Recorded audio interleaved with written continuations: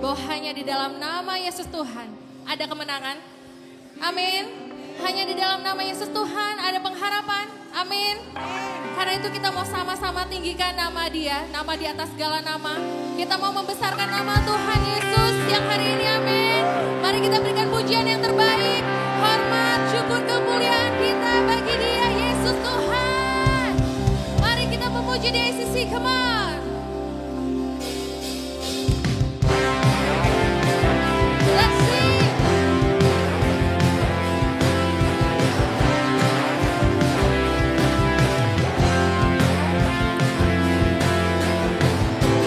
Firman terangi jalanku, Perisai iman, perisai iman bis jalan.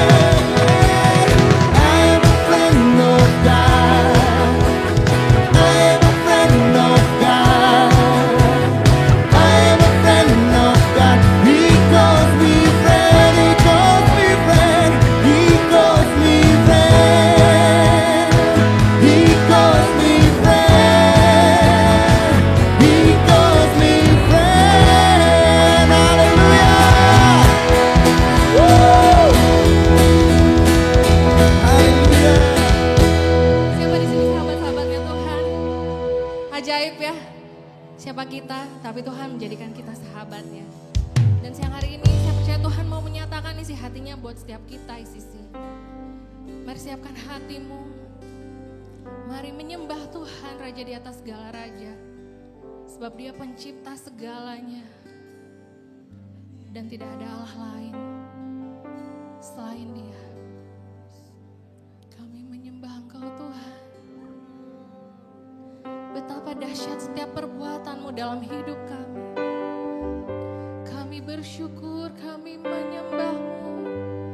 Kami tinggikan Engkau. We worship You, Lord.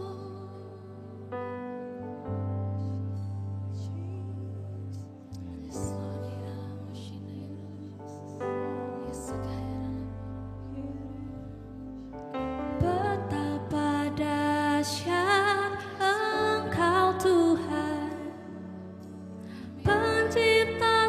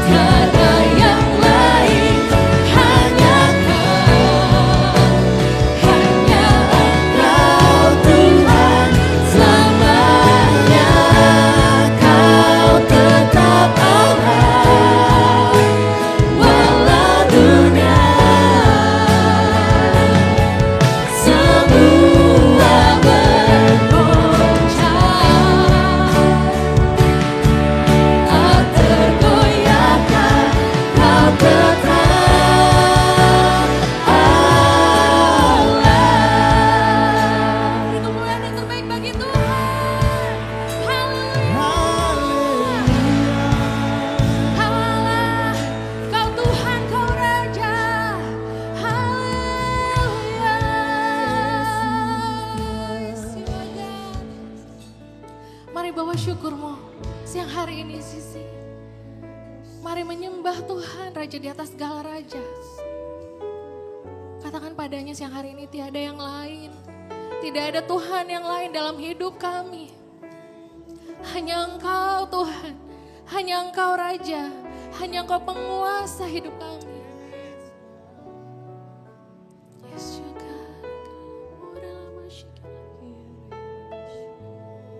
mari siang hari ini buka hatimu ICC. Izinkan Tuhan jadi Raja, penguasa. Dan biarkan Dia melakukan hal perkara-perkara yang ajaib dalam hidupmu. We open our heart, God. Kami membuka hati kami, Tuhan. I will make room for you to do whatever you want to do whatever you want to, just do what you want, Lord. Yes, God, just do what you want, To do whatever you want to do whatever you want to. I will make room, I will make I will make room for you to do whatever you want to do whatever you want to. I will make room for you to do whatever you want to do whatever you want to. I will make room, I will make room for you to do whatever you want to do whatever you want to. I will make room for you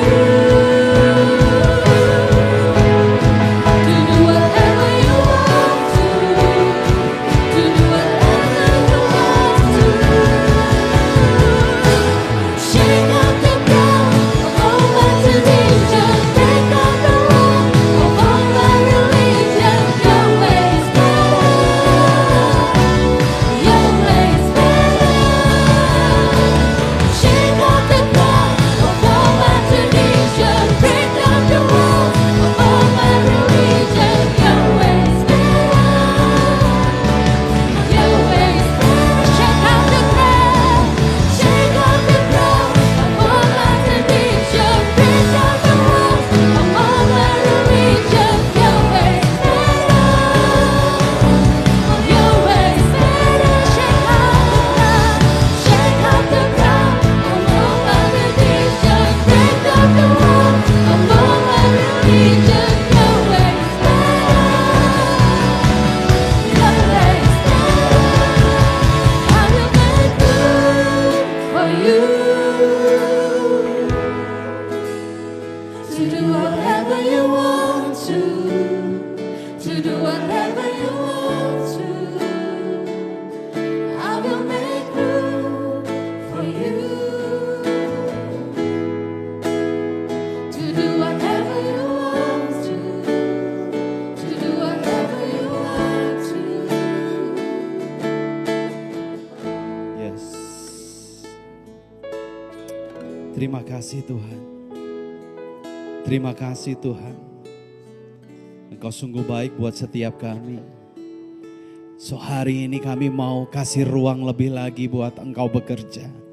Kami mau kasih ruang lebih lagi dalam hati kami untuk Engkau melakukan apa yang Engkau mau lakukan dalam hidup kami. Berbicaralah kepada setiap kami supaya kami mendapatkan direction dari Tuhan. Kami mau masuk lebih dalam lagi. Kami mau mengenal lebih dalam lagi siapa Engkau dalam hidup kami. Terima kasih Tuhan. Di dalam nama Yesus kami berdoa. Haleluya. Amin. Kasih kemuliaan buat Tuhan. ICC boleh silakan duduk. Wow. Selamat siang ICC. It's offering time. Excited ya? Saya akan bacakan satu ayat di Lukas 6 ayat 38. Dibilang seperti ini. Berilah dan kamu akan diberi suatu takaran yang baik, yang dipadatkan, yang digoncang, dan yang tumpah keluar akan dicurahkan ke dalam ribaanmu.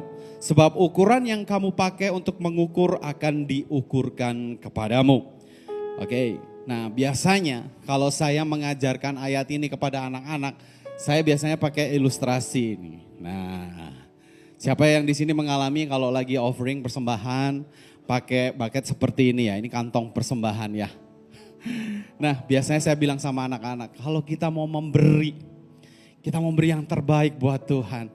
Percaya gak, Tuhan juga pasti akan kasih yang terbaik buat kita. Bukan bermaksud untuk mancing Tuhan supaya, ya Tuhan aku mau kasih 10, nanti kamu balikin 50, bukan. Tapi kita mau belajar untuk memberi yang terbaik buat Tuhan.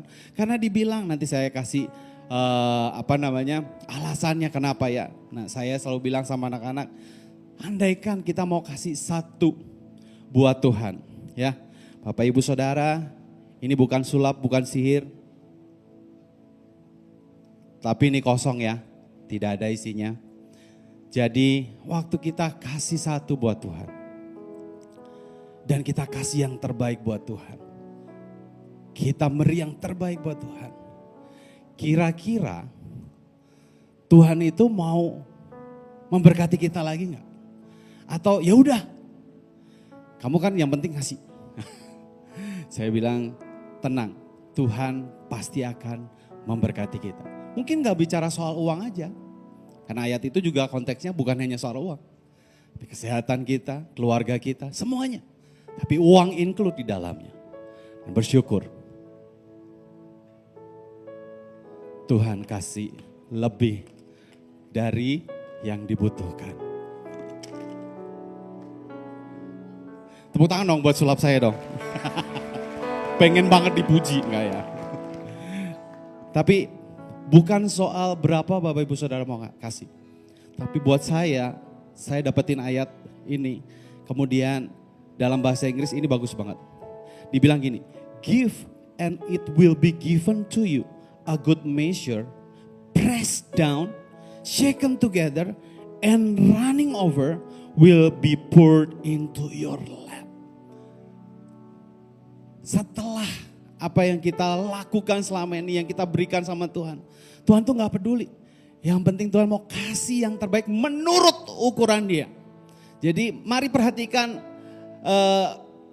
bagian ini, bahwa ternyata Tuhan itu kalau kasih menurut ukuran Dia. Yaitu dibilang apa? Press down, ditekan sampai wah gak ada lagi ruangan di dalamnya. Sampai semua sela-sela terpenuhi. Tapi yang kedua dibilang shaken together, digoyang-goyang. Bapak Ibu Saudara, dulu saya waktu sama papa saya kalau beli bensin, papa saya suka goyang-goyang mobil tuh kalau ngisi bensin. Katanya kalau isi bensin goyang-goyang biar sela-selanya masuk, biar lebih banyak mungkin ya. Tapi kayaknya enggak juga ya. Tapi memang kalau misalnya kita mau mengisi satu tempat kemudian kita goyang-goyang, memang lebih banyak kalau misalnya supaya lebih padat gitu ya. Kemudian di situ dibilang running over, melimpah-limpah dalam hidup kita. Sama seperti kita memberi. Kalau kita beri yang terbaik, percaya Tuhan akan memberikan menurut ukuran Dia yang terbaik dari Tuhan. Amin Bapak Ibu Saudara, siap untuk memberi? Baik Bapak Ibu Saudara, di depan ada nomor rekening, perpuluhan dan persembahan, dan juga ada QR code untuk bisa memberikan secara dompet digital. Dan Bapak Ibu Saudara yang rindu untuk memberikan karena mungkin bawa cash, boleh angkat tangan supaya Asher bisa membantu memberikan amplop, dan nanti setelah ibadah boleh dimasukkan ke dalam kotak warna merah di depan sound booth. Oke. Hari ini hanya 1 yang jatuh. Oke. Silakan Bapak Ibu Saudara, saya beri kesempatan untuk memberi yang terbaik buat Tuhan.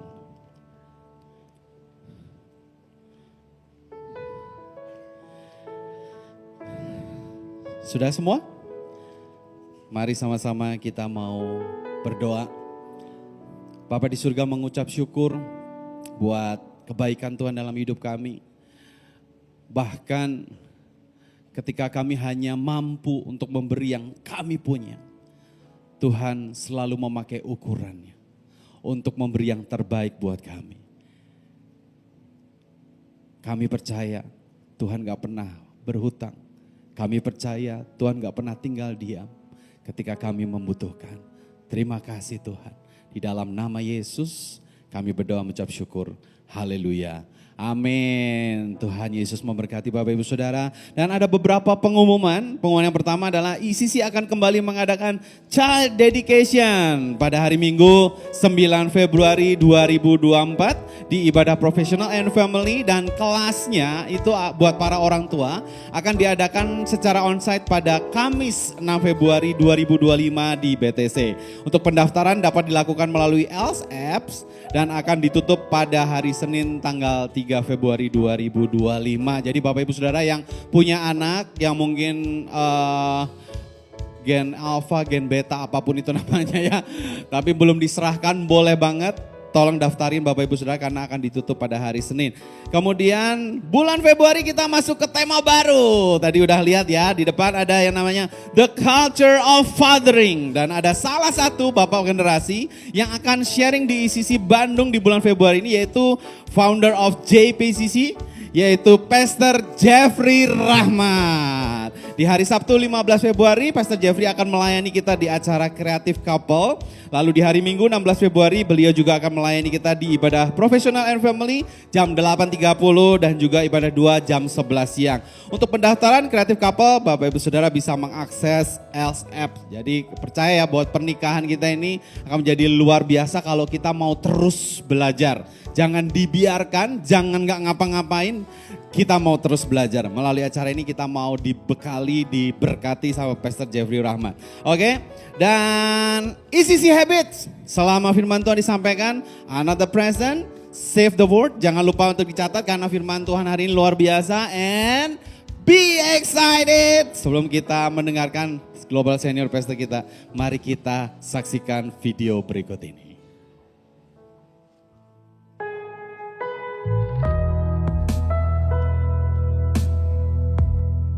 Hello ICC Couples, kita tahu bahwa segala sesuatu yang dibiarkan akan menurun kualitasnya. Segala sesuatu yang dipelihara akan tetap sama kualitasnya.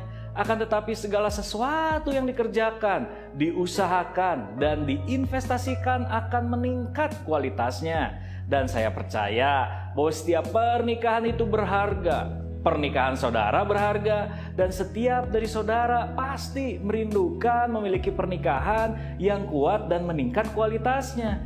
Karena hadiah terbaik yang dapat kita berikan untuk anak-anak kita adalah pernikahan kita. So, ICC Creative Couple yang adalah rangkaian kedua dari tema besar kita, Making Marriage Work, akan hadir bersama Pastor Jeffrey Rahmat from GPCC hari Sabtu tanggal 15 Februari jam 9 pagi.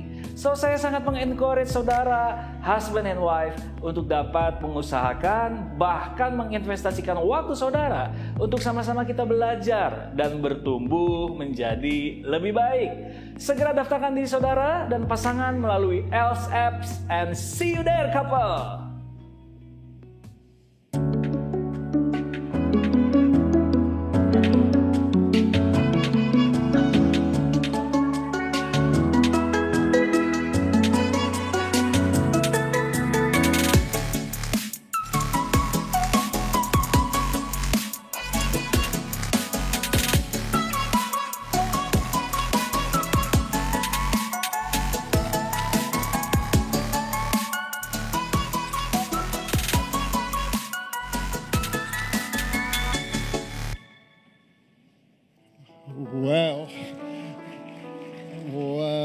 Good morning ICC, bilang kiri kanannya Tuhan Yesus baik sama kamu. Wow, oke, saya excited bulan ini kita udah Februari lagi. Dan bulan ini kita masih bicara mengenai Here I Stay, itu tahun ini kita bicara banyak. Mengapa kita perlu tinggal, mengapa kita perlu stay di dalam hidup kita. Katakan kiri kanannya Here I Stay. Dan hari ini saya mau lanjutkan khotbah saya mengenai threefold blessing. Ya, beberapa minggu yang lalu saya sudah share mengenai threefold blessing dan cara hidup yang harus ada dalam hidup kita kalau kita mau punya threefold blessing. So hari ini saya akan share dengan judul House of Prayer. Yap, rumah doa. House of Prayer. Mari kita ulangi sejenak threefold blessing ini. Ya, mengenai 3 berkat yang Tuhan janjikan ada dalam kehidupan kita. Kita lihat ayatnya dari 3 Yohanes 1 ayat yang kedua. Coba kita baca sama-sama. 3 Yohanes 1 ayat yang kedua. Kita baca bersama. 2, 3. Saudaraku yang kekasih, aku berdoa semoga engkau baik-baik dan sehat-sehat saja dalam segala sesuatu, sama seperti jiwamu baik-baik saja. Saudara, kalau kita baca bahasa Indonesianya, terjemahannya kesannya sangat klise. Ya, kalau kita ketemu orang, gimana, apa kabar, baik-baik, oh, baik-baik, semua baik-baik. Tapi kalau kita lihat terjemahan bahasa Inggris dalam versi di Amplified Bible, ayat itu berkata begini, Beloved, I pray, saya berdoa, that in every way you may succeed and prosper. Sukses dan makmur. Saya tanya di ruangan ini, berapa banyak yang pengen hidupnya sukses dan makmur? Angkat tangan. Saudara masih pengen sukses dan makmur? Ini firman Tuhan yang dijadikan.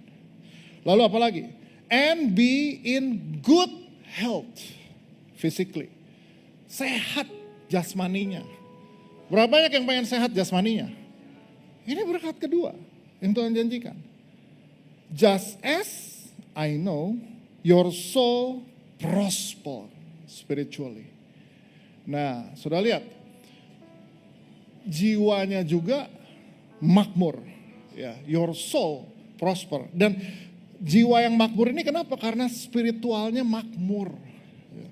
Saudara harus lihat bahwa the threefold blessing ini dimulai dengan berkat yang pertama, yaitu the blessing of prosperity in soul. Ya.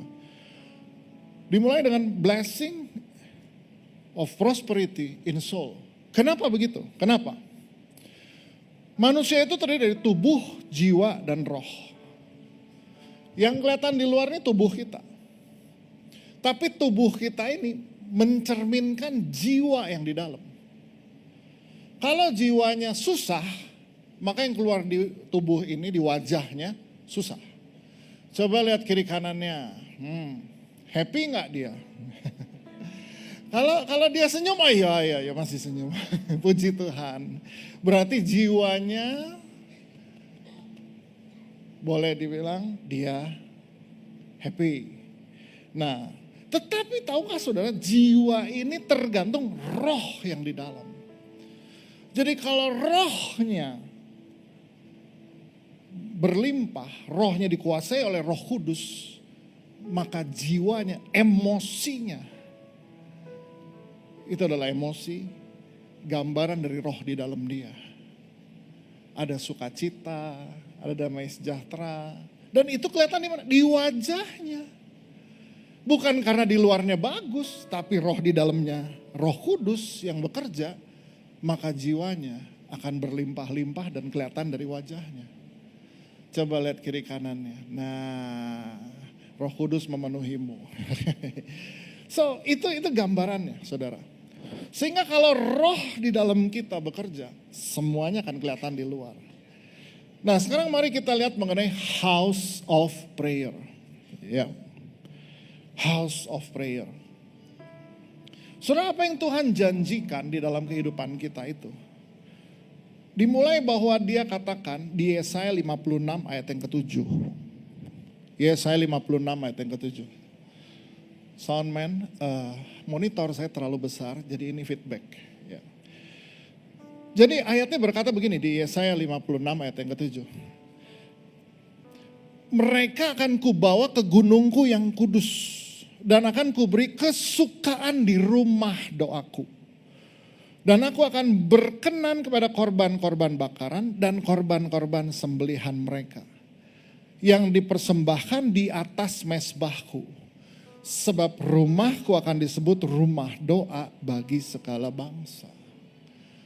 Firman Tuhan katakan begini, mereka, umatnya akan dibawa ke gunungku yang kudus. Dan akan ku beri kesukaan di rumah doaku. Tuhan berikan kesukaan, a joyful di mana? Di rumah doaku. Di rumah doanya Tuhan akan ada joyfulness. Ini janji mengenai your soul prosper. Ya. Di mana? Di rumah doanya Tuhan. Dan apa yang akan terjadi di situ? Jadi ada 3 hal dibilang di sini. Yang pertama, ku beri kesukaan di rumah doaku. Jadi ada sukacita, ada damai sejahtera Tuhan berikan. Di mana? Di rumah doanya Tuhan. Di rumah doanya Tuhan. House of prayer-nya Tuhan. Oke. Di tempat di mana Tuhan memberi kesukaan, yaitu damai sejahtera, sukacita, di mana? Di rumah doanya. Lalu apa yang terjadi lagi di rumah doanya Tuhan? Tuhan berkenan pada korban-korban bakaran. Ini lagi bicara soal hadirat Tuhan. Bahwa Tuhan berkenan kepada apa yang kita persembahkan. Sehingga kita bisa rasa hadiratnya. Oh ya, Tuhan ada di sini. Oh ya, Tuhan ada di dalam hidupku. Tuhan berkenan dengan apa yang kita kerjakan. Berarti iya, Tuhan hadir dalam setiap apa yang kita kerjakan. Ini janji Tuhan yang kedua. Yang ketiga, rumah doaku akan menjadi rumah doa bagi segala bangsa. Artinya ada pemberitaan Injil. Sehingga bukan bangsa Israel aja, tapi segala bangsa boleh datang ke rumah Tuhan. Nah, jadi ada 3 hal. 1 ada sukacita. 2, di situ juga ada hadirat Tuhan. 3, ada pemberitaan Injil. So sangat mengerikan kalau rumah Tuhan udah gak ada 3 hal ini. Scary banget. Gimana jadinya kalau rumah Tuhan udah gak ada 3 hal ini? Yang pertama berarti dia udah gak ada lagi sukacita. Oh tapi puji Tuhan kita masih banyak volunteer. Iya tapi volunteernya banyak yang capek.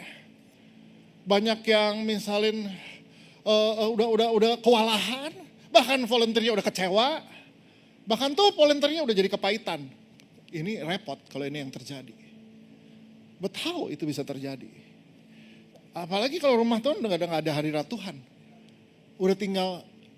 Udah tinggal activity aja yang ada, tapi gak ada hadirat Tuhan. Ada banyak orang masih Kristen, masih. Tapi lu rasa Tuhan apa enggak? Enggak. Ini mengerikan, saudara. Yang ketiga, ya tentu aja udah gak ada pemberitaan Injil. Jangankan bangsa lain mau terima Yesus.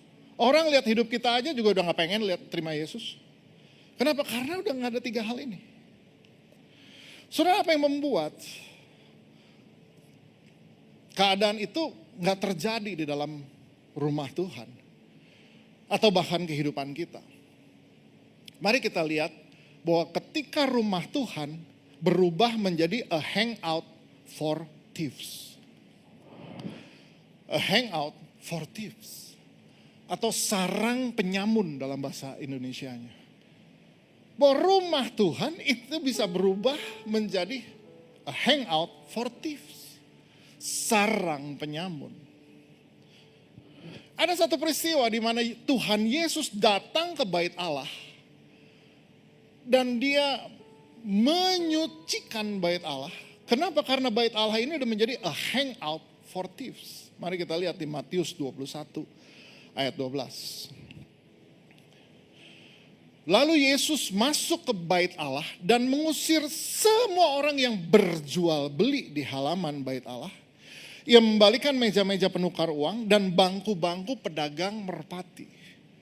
Lihat. Dalam satu ayat ini lihat. Terminologi yang udah kata yang ditulis udah begini. Dia masuk ke bait Allah. Lalu apa yang Tuhan Yesus buat? Dia mengusir semua orang yang berjual beli. Ada kegiatan di situ. Apa itu? Jual beli. Di halaman bait Allah. Dan ia membalikan meja-meja penukar uang. Di bait Allah ada money changer. Apalagi? Dan bangku-bangku pedagang merpati. Come on. Ini bait Allah tapi udah berubah menjadi pasar. Kenapa waktu itu bait Allah berubah menjadi pasar? Karena di situ banyak bangsa-bangsa datang.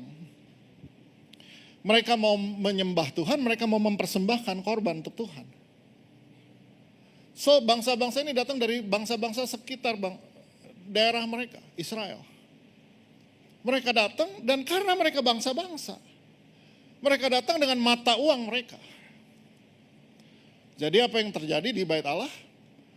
Karena ada yang bawa dirham, ada yang bawa mungkin dolar, name it, semua bangsa-bangsa bisa bawa mata uangnya. Tapi mereka bilang, kita hanya terima shekel. Jadi akhirnya di bait Allah ada money changer. Cuma apa yang terjadi dengan money changer di bait Allah? Money changer di bait Allah waktu itu kursnya lebih tinggi daripada di luar. Kalau lu nggak mau katanya, kalau mau segini, malamat. Kalau lu nggak mau di luar aja. Jadi terpaksalah mereka beli mata uang lokal dengan harga tinggi. Apalagi ada pedagang merpati. Karena minimal yang dipersembahkan merpati. Kalau mereka mampu, mereka boleh persembahkan domba. Lebih. Di atas domba ada sapi. Nah, jadi paling minimal merpati. Oke. Maka di bait Allah dijualah merpati. Cuma kalau dijual di luar merpati 5.000, di bait Allah 10.000. Nggak suka, ya udah beli aja di luar. Untuk keluar berarti mereka turun lagi ke bawah, karena bait Allah itu di atas. Mereka turun lagi ke bawah ke pasar, balik lagi. One day saudara perlu jalan dari Kolam Siloam sampai ke tempat bait suci pernah berdiri. Nanjak emang. Jadi buat banyak orang, daripada turun lagi, ya udah deh beli juga nih biar mahal. Wah, jadi apa yang terjadi di bait suci adalah sebuah praktek bisnis yang udah keterlaluan banget. Jadi apa yang Tuhan Yesus lakukan? Dia masuk, dia jungkir balikan semua meja-meja penukar uang dan bangku-bangku pedagang merpati. Problemnya sekarang, ternyata bait Allah itu bukan hanya bangunan. Tetapi firman Tuhan katakan bait Allah juga ternyata adalah tubuh kita sendiri. Coba lihat ayatnya, 1 Korintus 6 ayat 19. Coba kita baca sama-sama di 1 Korintus 6 ayat 19. Ya. 1 Korintus 6 ayat 19. Kita baca bersama. 2, 3. Atau tidak tahukah kamu bahwa tubuhmu adalah bait Roh Kudus yang diam di dalam kamu, Roh Kudus yang kamu peroleh dari Allah, dan bahwa kamu bukan milik kamu sendiri. Saudara tahu nggak ini nih? Ini badan ini adalah bait Roh Kudus. Coba tepuk sebelahnya, bilang ini bait Roh Kudus. Di dalam kamu ada Roh Kudus. Can you imagine that? Kalau Yesus datang ke dalam hidup kita, dan dia perlu menjungkir balikan semua meja-meja penukar uang di sini. Dan semua perdagangan yang ada di dalam sini. Saudara, mari kita lihat. Matius 21 tadi dalam terjemahan The Message bilang begini. Jesus went straight to the temple and throughout everyone who had set up shop, buying and selling, he kicked over the table of loan shark and the stalls of dove merchant.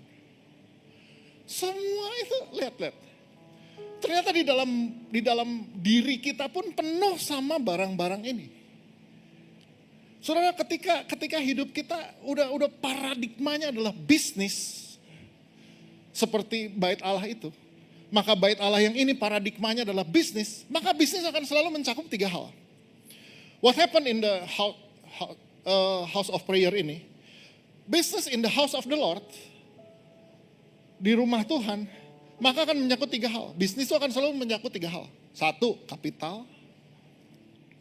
Dia akan menyangkut kapitalnya. Modalnya.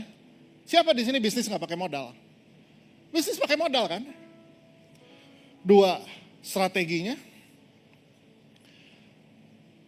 Ketika kita pengen lebih bagus, kita mesti pikirin strategi lebih baik. Yang ketiga, bisnis nggak lepas dari namanya kompetisi. Coba.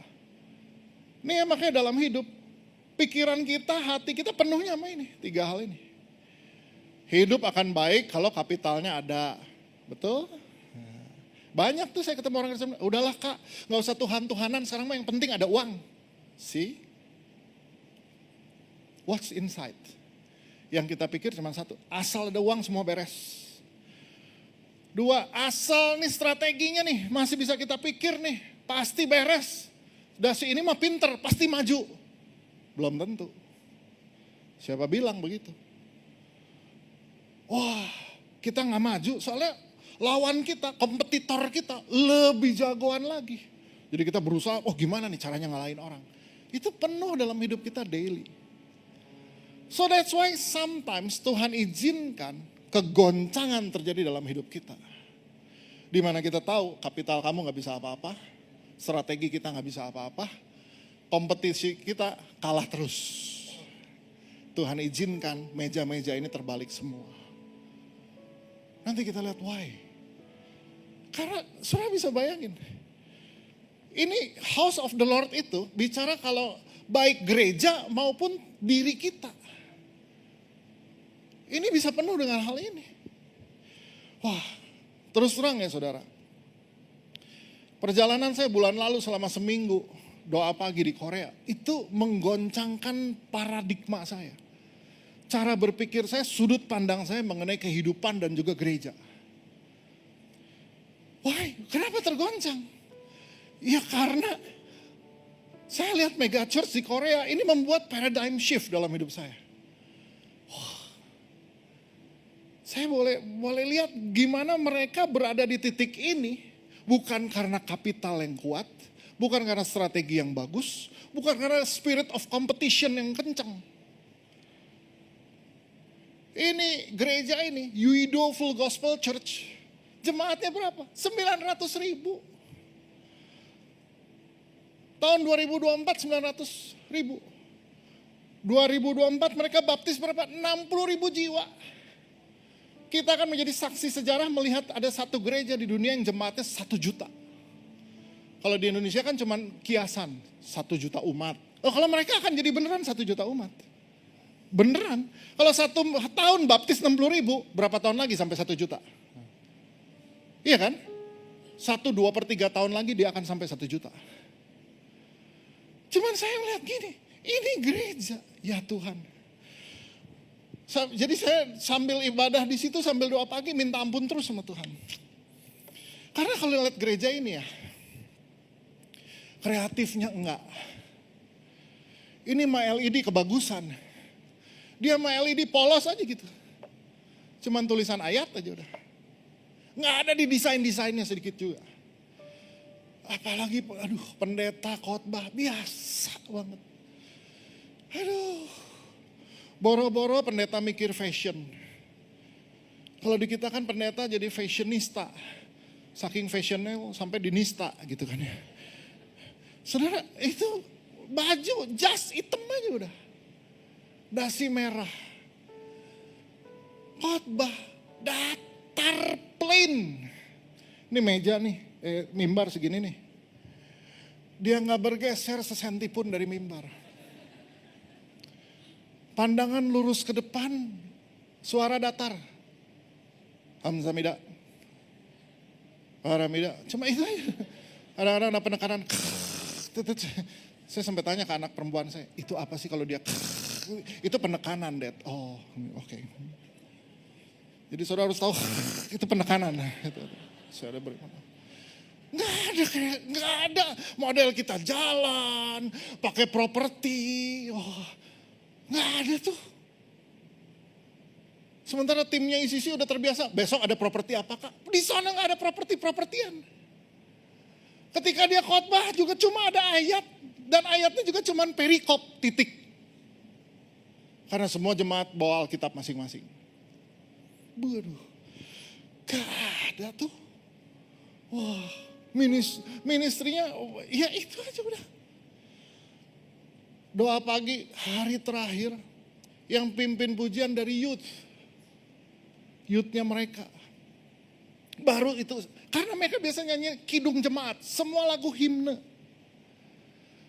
Lagu baru terbaru yang saya dengar adalah yang I love you Lord, gitu loh. Cuman terjemahan Korea, jadi sarangeo, oke. Jadi youth pakai gerakannya gimana? Ya udah cuma gini. Ini saya sampai bilang ke istri saya, gue bisa nih yang ini nih. Nggak usah masuk Bridge Dance Academy. Karena emang itu.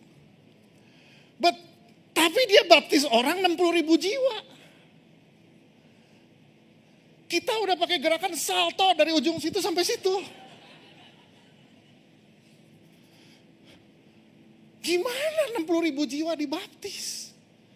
Sekarang kalau mau menilai purpose-nya hidup gimana sih?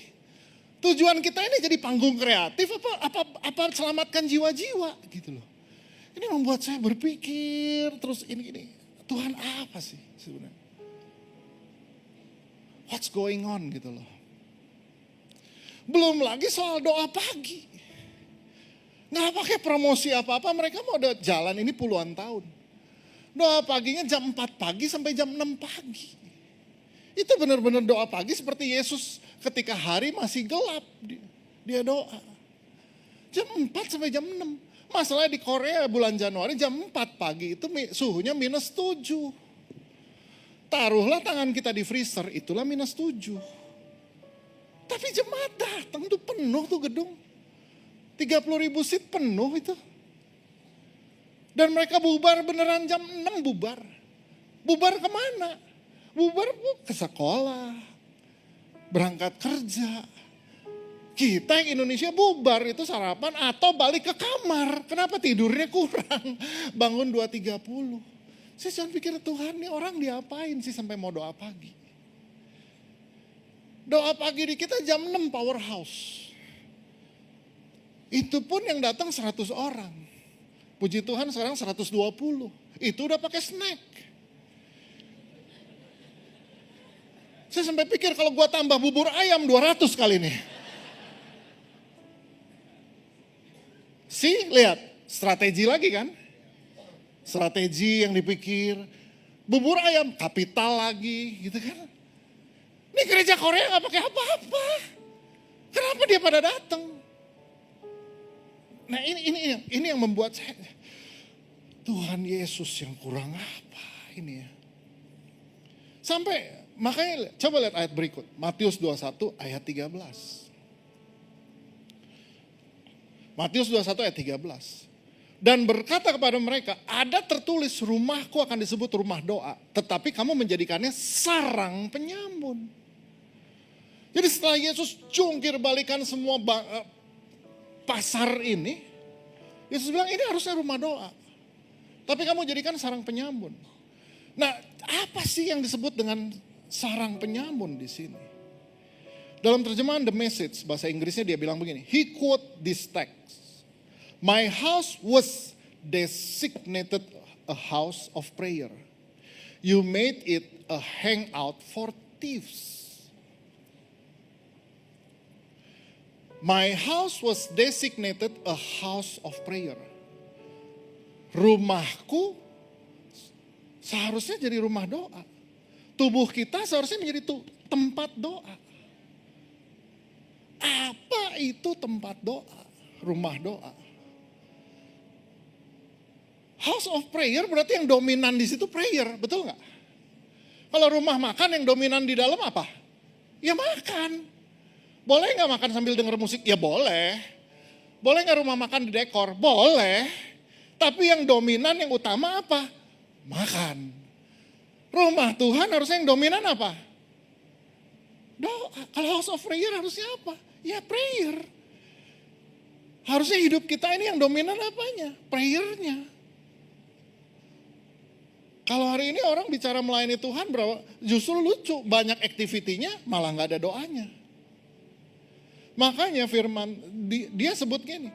Thieves in the house of the Lord. Maksudnya apa sih? Bahwa ada, dia bilang ini penyamun, sarang penyamun di rumahku. What happened dengan rumah Tuhan? Apa sih yang dicuri di rumah Tuhan? Apa yang dirampok di rumah Tuhan? Ketika nih ya, dengar ini. Hidup kita maupun gereja kita selesai dengan kapital besar, strategi bagus, kompetisi menang terus. Kita gak perlu Yesus. Dengar baik-baik, kita gak perlu Yesus. Kejadian kok. Seorang influencer datang ke sebuah gereja. Dari masuk dia kan biasa influencer tuh bawa kamera gitu kan. Dari masuk dia tulis usher lobby luar biasa. Usher luar biasa. Tempat duduk luar biasa. Lighting gak ada salah. Sound system tiada cacat. Khotbah bagus, praise and worship perfect. Everything perfect. Good. Tapi dari semua review itu ulasan dia. Tidak ada satu kata pun Roh Kudus dan Yesus. Dengan kata lain, manusia dengan kapital besar, strategi bagus, semangat kompetisi yang tinggi, bisa ciptakan semua itu tanpa Tuhan. Maka Yesus bilang, saya perlu jungkir balikin ini semua. Supaya apa? Jangan ada yang mencuri kemuliaan. Kalau hidup kita baik-baik aja, kapitalnya gede, strateginya bagus, hidup kita fine-fine aja, kita gak perlu Yesus. Makanya seringkali Tuhan izinkan terbalik-balik nih hidup. Tuhan cuma mau bilang, seharusnya ini tempat di mana aku punya otoritas. Saudara bisa bayangkan gak? Yesus tuh yang punya rumah kini. Tapi otoritasnya gak ada. Yang berotoritas di sini apa? Kapital, strategi, kompetisi. Kalau bicara kompetisi, saya ini orang yang paling panas kalau bicara persaingan. Mantan atlet kan, kompetisinya masih ada. Kalau bicara hidup sama bicara gereja, kalau dikasih tahu tuh yang sebelah udah, dulu saya panas. Kita juga bisa. Kalau sekarang saya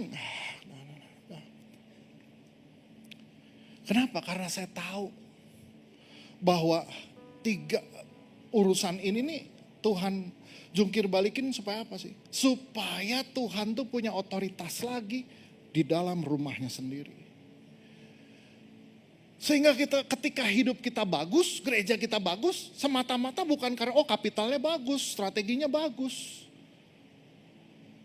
Semangat kompetisinya bagus, bukan. Tapi seharusnya terjadi karena apa? Lihat. Ini yang terjadi setelah Tuhan Yesus jungkir balikan itu dan dia bilang ini harusnya jadi rumah doa. Matius 21 ayat 14. Maka datanglah orang-orang buta dan orang-orang timpang kepadanya dalam bait Allah itu. Dan mereka disembuhkannya. Saudara, jadi rupanya waktu tadi rumah Tuhan tuh penuh sama meja-meja money changer, sama semua tempat para pedagang-pedagang merpati. Nggak ada tempat buat orang-orang ini disembuhkan. Dengan kata lain, nggak ada tempat buat mujizat terjadi di situ. Ketika hidup kita baik-baik aja, modalnya gede, strateginya bagus, kompetisinya menang terus, nggak ada tempat buat mujizat Tuhan terjadi di situ. Lihat terjemahan bahasa Inggrisnya.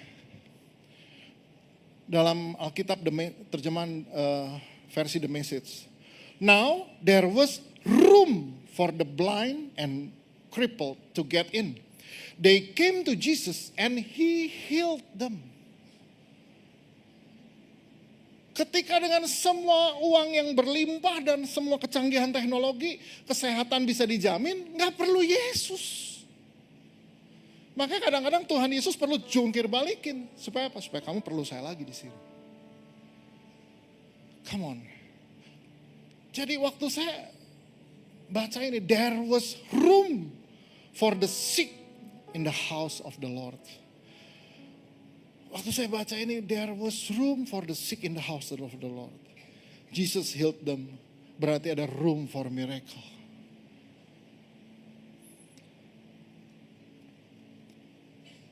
Tiba-tiba saya teringat lagu itu. I will make room for you to do whatever you want to. Kenapa mesti make room? Karena kadang-kadang Yesus sudah gak punya tempat di dalam hidup kita. Yesus juga udah gak punya tempat di dalam gereja. Kenapa? Semua ada SOP-nya bagus. Semua ada orang-orang cerdas yang pegang. Semua ada orang-orang bagus yang pegang. Jadi gak perlu Yesus lagi. No. Saya belajar dari gereja Korea. Mereka nyaris. Sangat sederhana. Tapi there's a room for Holy Spirit kerja di situ.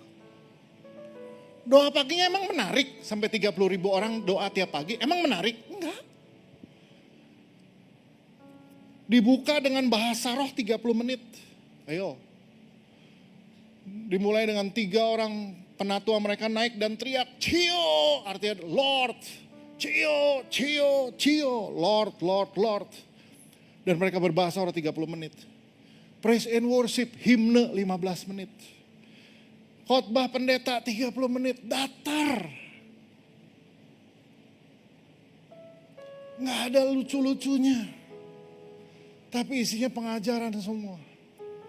Jemaat cuma nulis. Lalu ditutup dengan lagi bahasa roh lagi 30 menit dan doa. Selesai, that's it. Tapi kenapa mereka grow dan kenapa mereka baptis orang sampai 60.000 per tahun? Karena Roh Kudus yang mengerjakan itu. Saya belum ketemu tuh gereja-gereja yang wow secara penampilan sampai baptis 60.000 per tahun. Tapi saya temukan di mereka because there was room for Holy Spirit. Demikian pula hidup kita. Kalau kita nih berhasil karena modal gede, strategi bagus, kompetisi menang terus, ya emang gak ada ruang buat Tuhan Yesus kerja. Ya udah aja. Ketika hidupmu gak bisa apa-apa, di situ kamu tahu ada ruang buat Tuhan Yesus. Saya sama istri ngomong sama anak, denger ya, masih ada anak yang ketiga kan. Yang masih sekolah kelas 2 SMP. Kamu masih 2 SMP.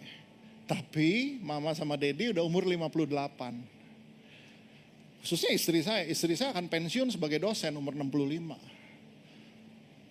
At the time kamu kuliah, mama udah pensiun. Tinggal Dedi yang masih jadi gembala.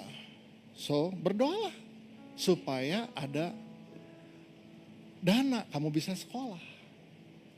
Kenapa kita jadi harus berdoa? Karena ada ketidakmampuan kita di situ. Di tempat di mana kita nggak mampu, di situ ada ruangan buat Tuhan Yesus. You got it? Sudah mulai paham nih apa yang disebut dengan house of prayer? Tempat di mana kita nggak bisa bikin apa-apa, tapi di situ ada tempat, ada ruang buat Tuhan lakukan sesuatu. Wow.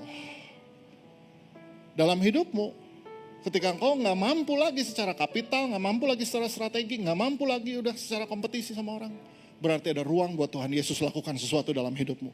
Dan kalau Tuhan yang bikin pasti lebih besar daripada apa yang kita bisa bikin. Ada amin saudara. Kasih tepuk tangan buat Tuhan kita yang bisa buat lebih besar daripada apa yang kita buat. Sama.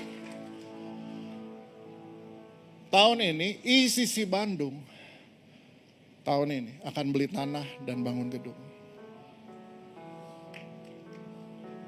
Berapa yang excited? But saya harus bilang, Pastor Victor duduk sama saya, dia bilang, iya kita udah hitung-hitung.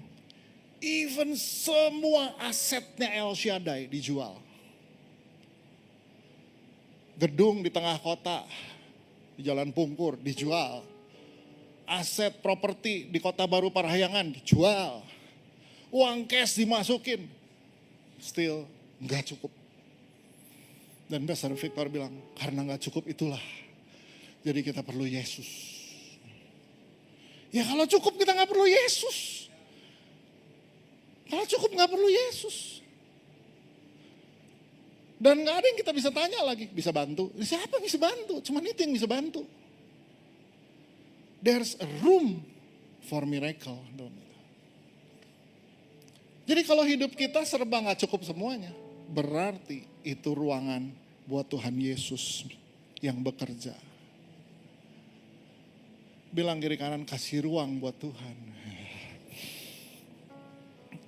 Jadi selama pikiran dan hati kita dipenuhi oleh meja-meja penukar uang dan kios-kios merpati ini, mujizat Tuhan gak bisa terjadi di situ. Karena kita selalu pikir gimana kapital lebih besar, gimana strategi baru dan lain-lain. Come on. Nah, hubungannya apa dengan jiwamu yang melimpah? Gimana dengan janji Tuhan soal jiwa yang melimpah. Kenapa kita jadi susah? Ya karena pikiran hati kita daily stress karena kita pikirin ini semua. Kita pikirin semua yang kita nggak bisa pikirin sebetulnya. Itu yang membuat kita tertekan, depresi dan stres. Kita pikirin semua yang sebenarnya kita nggak bisa pikirin. So, ketika kita buat ruang buat Tuhan, maka Tuhan bilang,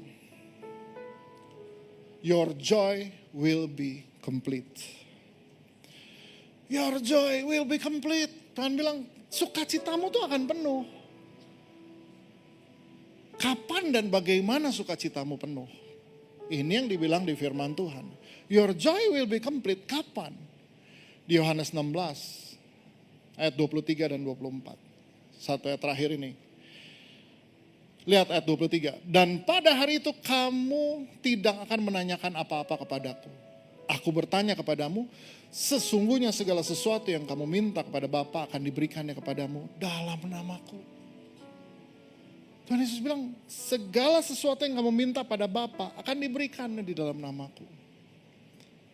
Dan mari ayat 24 kita baca bersama ya. Ayat 24-nya kita baca bersama. 2, 3. Sampai sekarang kamu belum meminta sesuatu pun dalam namaku. Mintalah maka kamu akan menerima. Supaya apa katanya? Penuhlah sukacitamu. Your joy will be complete. Kapan? Waktu doamu dijawab Tuhan. Ada amin gak kira-kira saudara? Come on. Kapan kita sukacita kita penuh? Waktu doa dan Tuhan jawab. Kenapa kita gak doa? Karena kapital cukup. Strategi bagus. Dalam hidup menang terus. Di atas terus. Makanya gak pernah doa. Gak perlu doa, gak perlu Yesus. Maka Tuhan Yesus datang ke rumahnya sendiri, yaitu diri kita. Dia jungkir balikin. Nah sekarang kamu lihat. You need me. Dalam ini. Ketika uang banyak kita gak bisa sembuhkan penyakit. Ketika modal kita, kapital kita, modal kita gak cukup, maka di situ ada ruang untuk Yesus kerja. Ketika strategi atau kepintaran kita udah gak bisa mikir lagi di sini, perlu Yesus di situ untuk bekerja. Ketika kompetisi kita udah gak bisa menang lagi, karena yang lain lebih kuat dari kita, maka disitulah Yesus ada. Berapa banyak saudara yang pagi hari ini menangkap pesan Tuhan hari ini. Dan saudara mau buka ruang buat dia untuk kerja di hidupmu. Gimana caranya? Doa itu nafas hidup, artinya kita gak pernah berhenti doa. Tiap hari Tuhan saya gak mampu. Even buat khotbah hari ini. Pagi-pagi saya sambil pegang gelas kopi saya masih bilang Tuhan saya takut. Saya gak mampu. Saya takut Tuhan. Saya takut salah sampaikan. Tapi ketika saya bilang saya gak mampu, saya takut, ada ruang. Buat Roh Kudus kerja. Gak ada. Saya udah khotbah ribuan kali, tapi gak pernah saya bisa maju dengan confidence, tenang, jam terbang tinggi. No. Kalau saudara mendengar sesuatu di hatimu, itu bukan saya, itu Roh Kudus yang kerjakan. Karena saya harus kasih ruang buat dia. Saya harus sadar enggak. Saya manusia biasa. Saya enggak punya banyak kemampuan, tapi Roh Kudus lebih mampu daripada itu semua.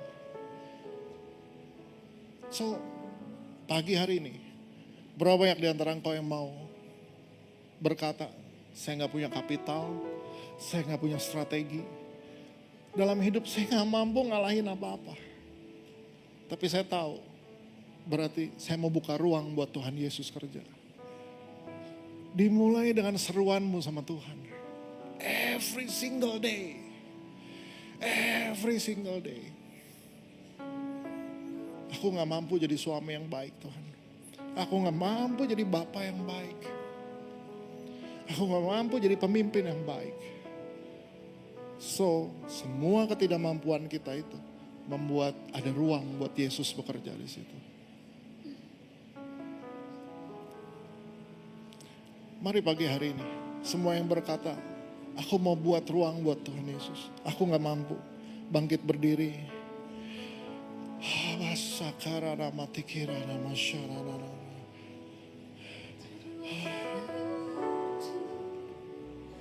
Whatever you want to, I will make room for you to do whatever you want to do whatever you want to. I will make room for you to do whatever you want to do whatever you want to. Shake up the ground, all my tradition, break down the walls, all my religion. Your ways better, Your ways better. Shake up the ground. all my tradition, break down the walls, all my religion. Your ways better, your ways better. Shake up the ground, all my religion, break down the walls, all my religion. Your ways better, your ways better.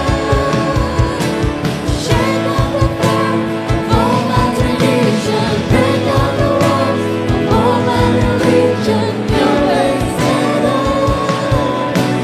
your ways better. I will make room for you To do whatever you want to, do whatever you want to. I will make room for you. To do whatever you want to do whatever you want. Syarana matikan. Berapa di antara engkau hari ini yang datang dengan sakit penyakit? Kesembuhan adalah bagian dari janji Tuhan. Karena bilur-bilur Yesus di kayu salib itu menyembuhkan engkau. Taruh tangan kanan di tempatmu yang sakit. Tanganmu di tempat yang sakit. Taruh itu. Mari sekarang kita sama-sama berdoa dengan suara, bersama-sama doa sama Tuhan dengan suara. Habasana di dalam nama Yesus Tuhan, hamba berdoa untuk setiap pribadi yang sedang sakit. Di tempat di mana dia taruh tangannya di dalam itu, dalam nama Yesus Tuhan, kesembuhan boleh terjadi Tuhan. Karena mujizat kesembuhan adalah janji Tuhan dalam hidup kami. Kami berdoa supaya di dalam nama Yesus setiap sel-sel tubuh yang rusak boleh diperbaharui. Setiap jantung yang lemah boleh diperkuat oleh Tuhan. Penyakit mulai dari darah tinggi, kolesterol, semua kami percaya Engkau bisa tolong sembuhkan ini Tuhan.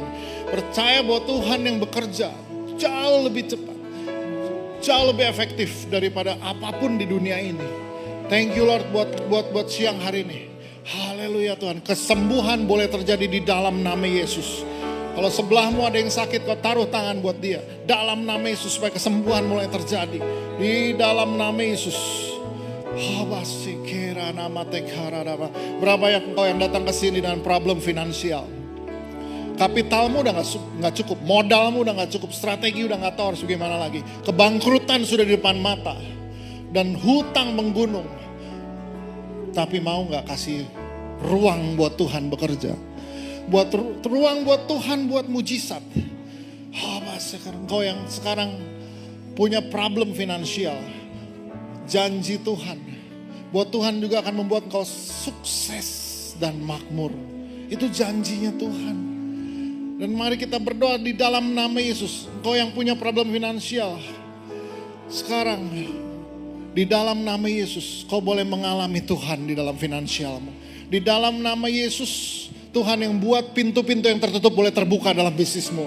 Tuhan yang buat segala kesempatan itu boleh muncul buat engkau. Tuhan yang bisa membuka dan tidak ada seorang pun yang bisa menutupnya kembali. Dan berdoa supaya di dalam nama Yesus setiap kutuk, jerat, hutang, piutang kami patahkan itu dalam nama Yesus. Kami gak mau jadi budak dari hutang.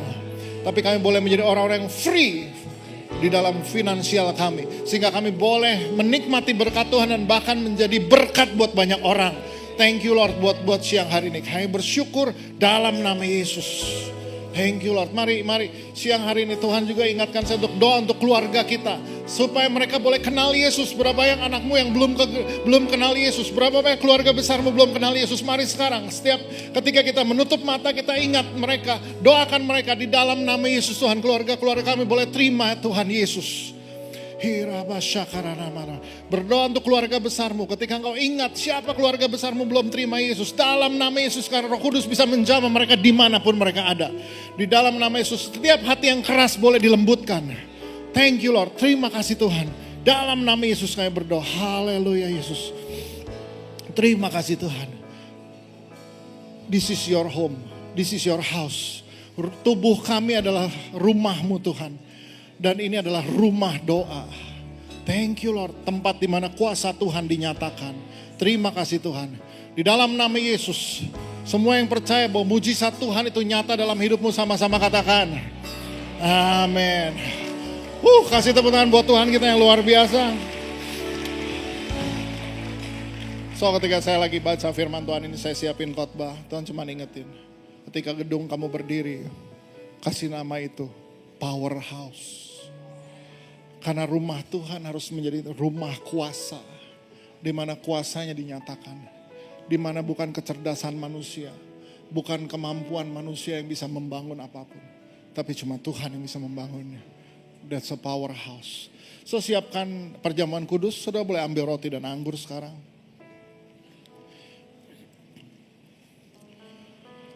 Wow.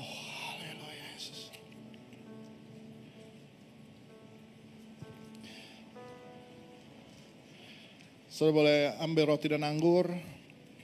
Dan sebelum kita ambil perjamuan, kita akan membaca pengakuan iman rasuli. Dan inilah statement apa yang kita percaya. Di Apostle Creed, dalam bahasa Inggrisnya credo artinya I believe. Dan ini yang kita percaya dalam iman. Mengapa kita baca ini sebulan sekali? Supaya kita tahu, oh ya, ini yang kita percaya, bahwa Yesus akan datang kedua kali, dan semuanya sedang dibangun. One by one. So mari dengan hati kita percaya, tapi dengan mulut kita dibenarkan. Ucapkan bersama-sama pengakuan iman ini. Ya. Aku percaya kepada Allah, Bapa yang Maha Kuasa, Khalik langit dan bumi. Dan kepada Yesus Kristus anaknya yang tunggal Tuhan kita.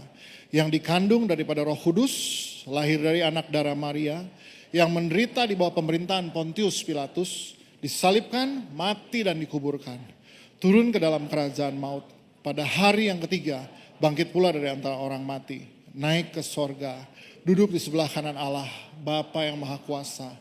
Dan dari sana ia akan datang untuk menghakimi orang yang hidup dan yang mati. Aku percaya kepada Roh Kudus, gereja yang kudus dan am, persekutuan orang kudus, pengampunan dosa, kebangkitan daging, dan hidup yang kekal. Amin. Sekarang mari kita ambil roti ini, setiap kita menerima firman Tuhan yang berbeda. Mari kita baca dengan suara keras, setiap firman yang kita terima, kita baca 2, 3. Sebagai Allah tidak ada yang mustahil. Lukas 1 ayat 37. Oke. Mari saudara angkat roti ini. Inilah tubuh yang terpecah karena dosa saudara dan saya. Dan dia terpecah karena semua pelanggaran kita. Even semua keangkuhan dan kesombongan kita. Kita berpikir bahwa kapital kita kuat, strategi kita bagus. Kita adalah orang-orang yang menang. Nah, semua karena Yesus mati di kayu salib buat kita. Perjamuan ini mengingatkan, kalau dia gak mati di kayu salib, kita gak bisa bikin apa-apa. Ambillah dan makanlah dalam nama Yesus.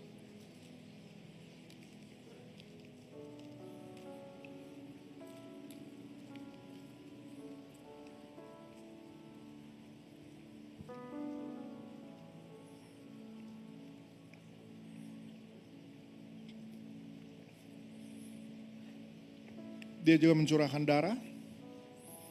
Darah adalah kehidupan, kuasa dan mujizatnya.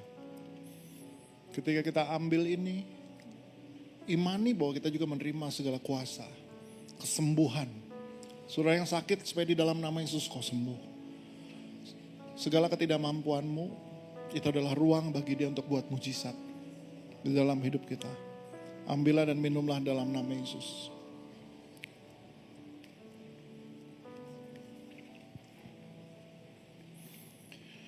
Mari kita sama-sama berdoa, yaitu doa Bapa kami. Why kita doa Bapa kami? One day saya akan share mengenai doa Bapa kami. Tapi sebagai house of prayer, Tuhan tinggal di dalam tubuh kita. Day by day kalau saudara gak bisa berdoa, doalah doa Bapa kami. Karena doa Bapa kami dia sedang bicara satu pengagungan akan Tuhan. Dia meninggikan nama Tuhan. Kita minta pada Tuhan juga supaya hidup kita dicukupkan. Minimal kau doa ini. Yang ketiga, supaya Tuhan menjauhkan kita dari semua yang jahat dan melindungi kita dari semua serangan setan. So makanya mari kita sama-sama berdoa doa Bapa kami. Bapa kami yang di sorga, dikuduskanlah namamu, datanglah kerajaanmu, jadilah kehendakmu di bumi seperti di sorga. Berikanlah kami pada hari ini makanan kami yang secukupnya. Dan ampunilah kami akan kesalahan kami, seperti kami juga mengampuni orang yang bersalah pada kami. Dan janganlah membawa kami ke dalam pencobaan, tapi lepaskanlah kami daripada yang jahat. Karena Engkaulah yang mempunyai kerajaan dan kuasa dan kemuliaan sampai selama-lamanya. Amin. I will make room for you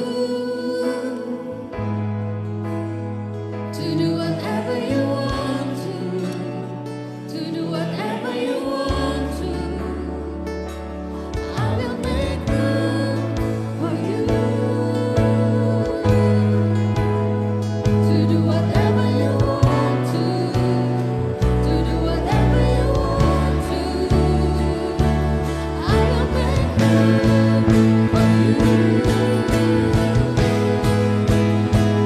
do whatever you want to do whatever you want to.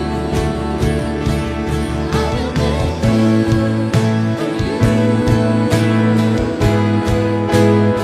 to do whatever you want to do whatever you want to.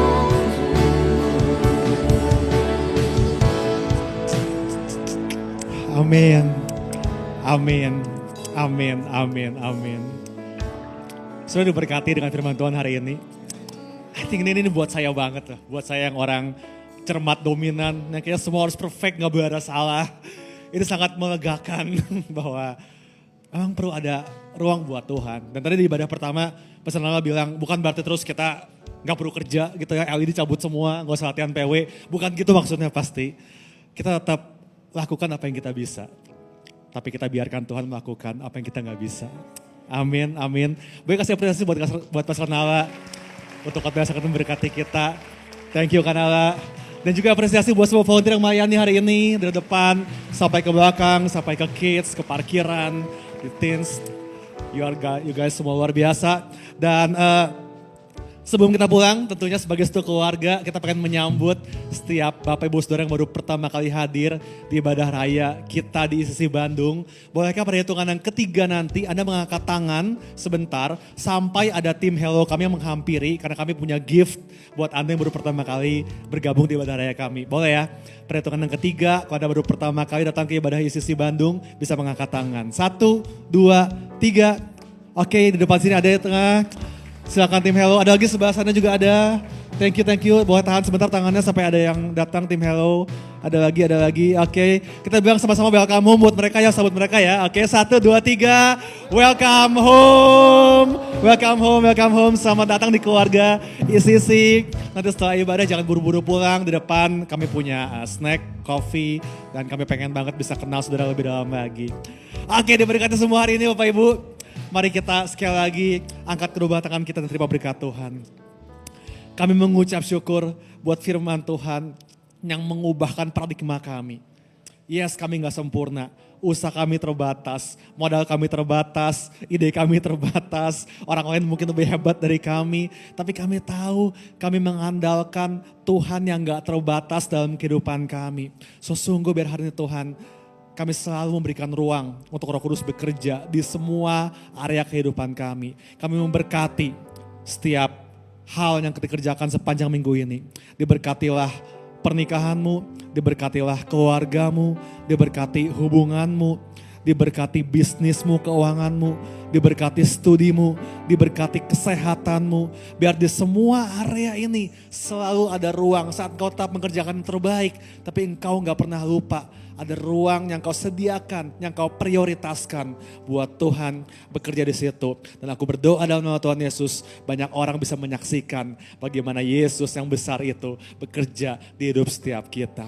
Terima kasih Bapak, terima kasih Yesus, terima kasih Roh Kudus, dan semua yang mengasihi Tuhan, sama-sama kita katakan, amin. Amin.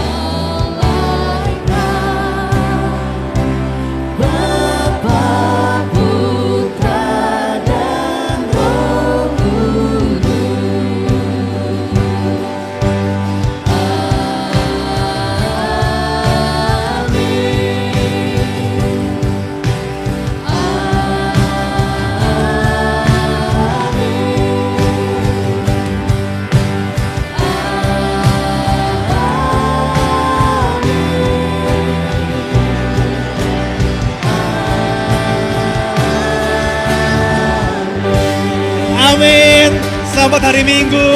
Tuhan Yesus memberkati. See you next week.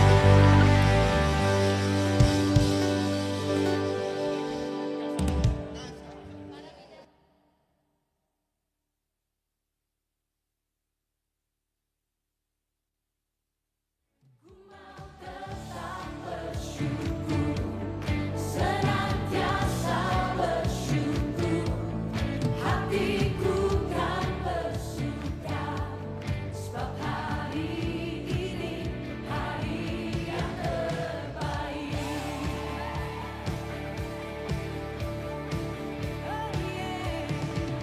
Hidupku ada di tanganmu, kau beri rancangan yang terindah. Tak hanya yang baik saja yang ku terima,